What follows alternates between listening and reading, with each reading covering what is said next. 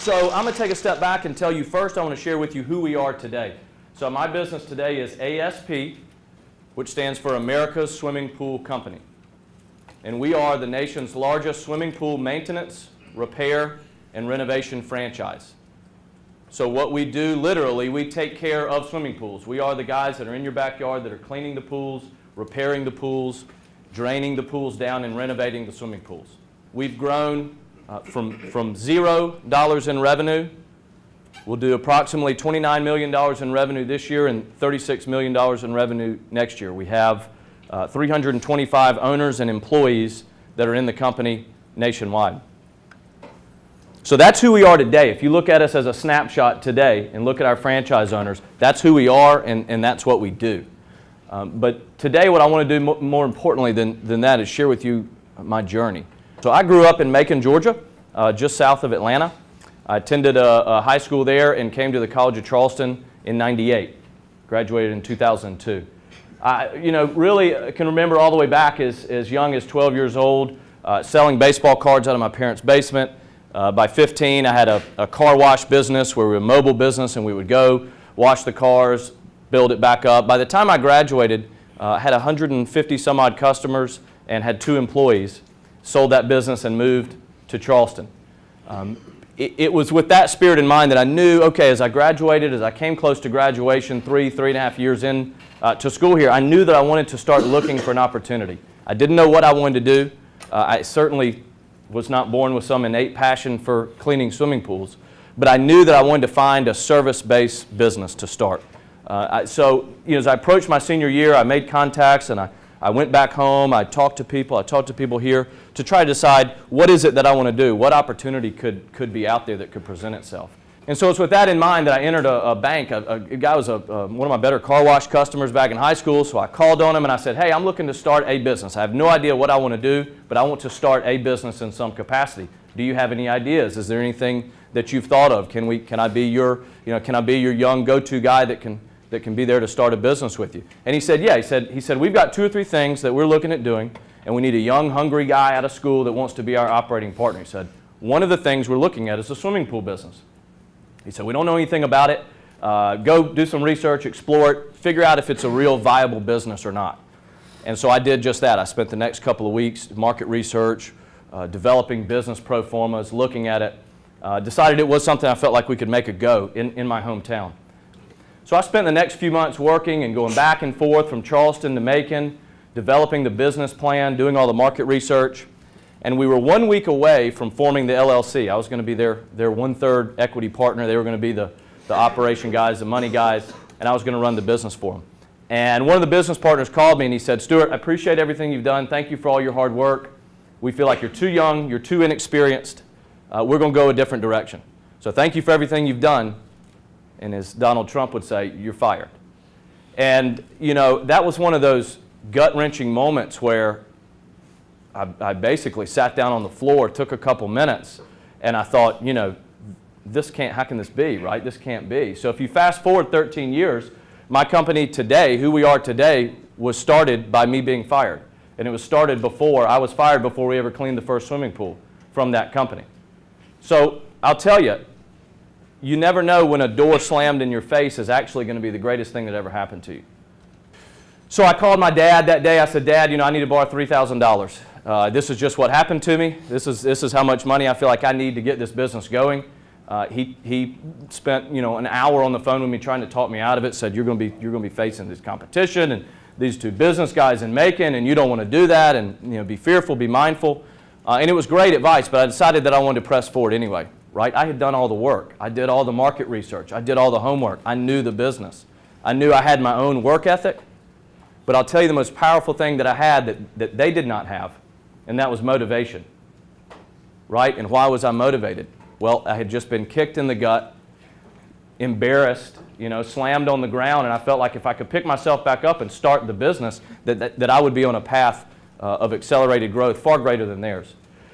So fast forward a couple months, it's spring, May 2002. Some of you are facing it. I graduated, I moved back to Macon, and I started the business. At the time, my girlfriend at the time, who's now my wife, we racked our brains over the course of a week or two trying to figure out what would the name of the business be, what should we call it. The most important thing that we knew at the time in 2002 was that my business had to start with the letter A.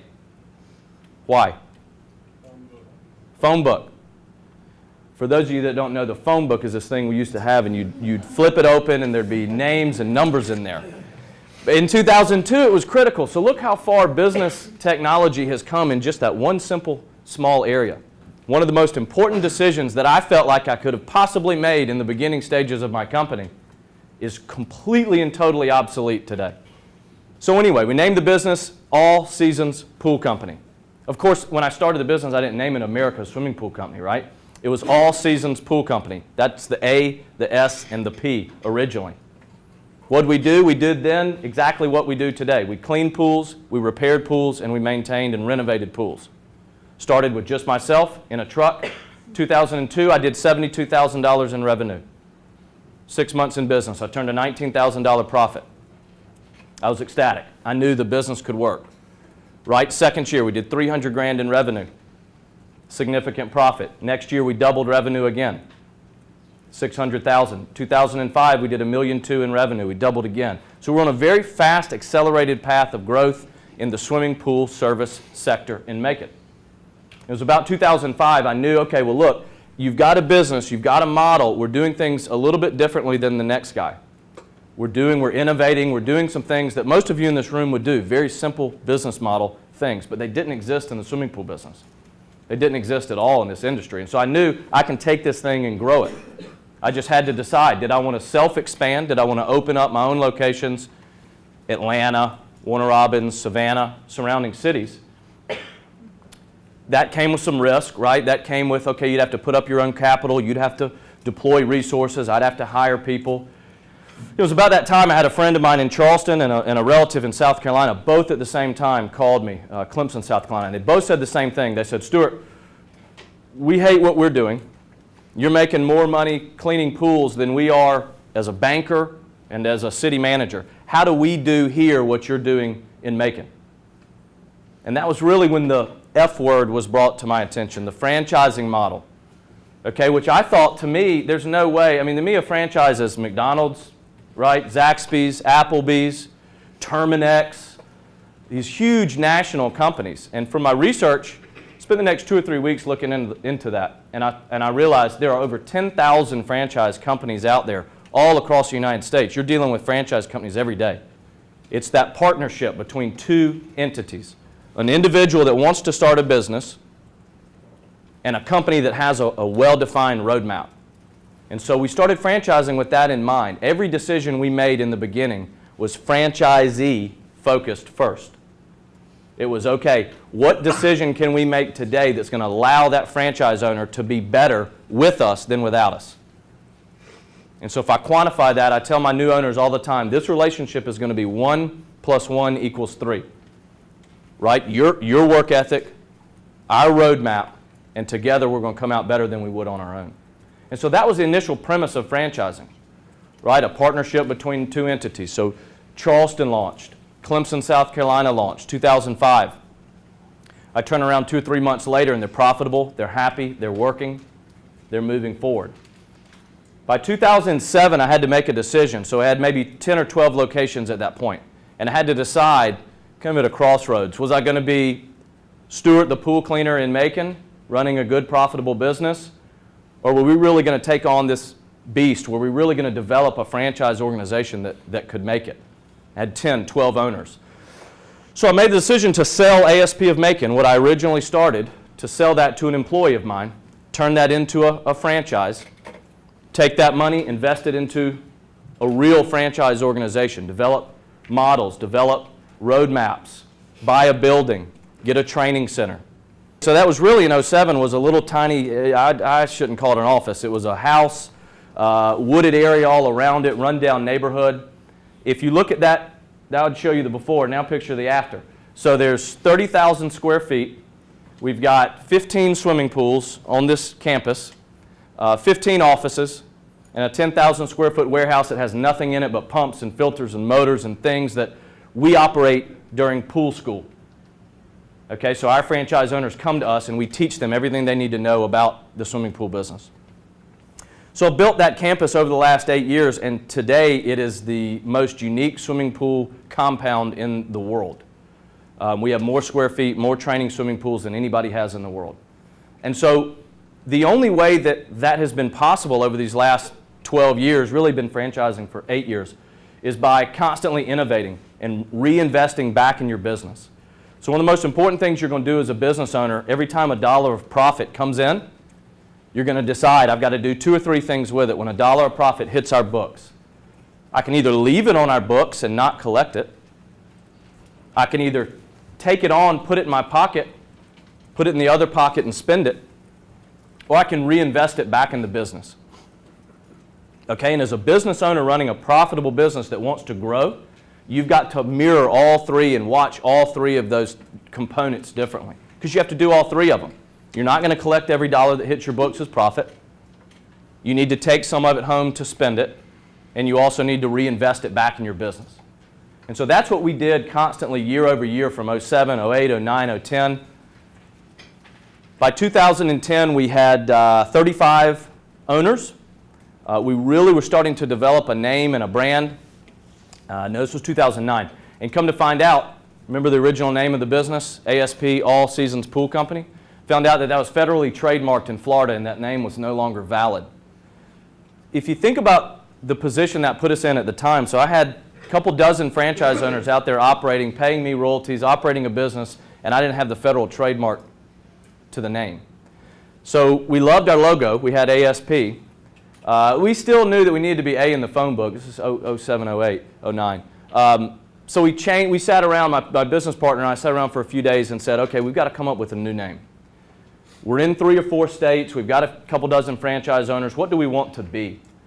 That was one of the most important things that we were faced with early on in franchising is by being forced to change our name early on, we had to sit back and think about what do we want to be?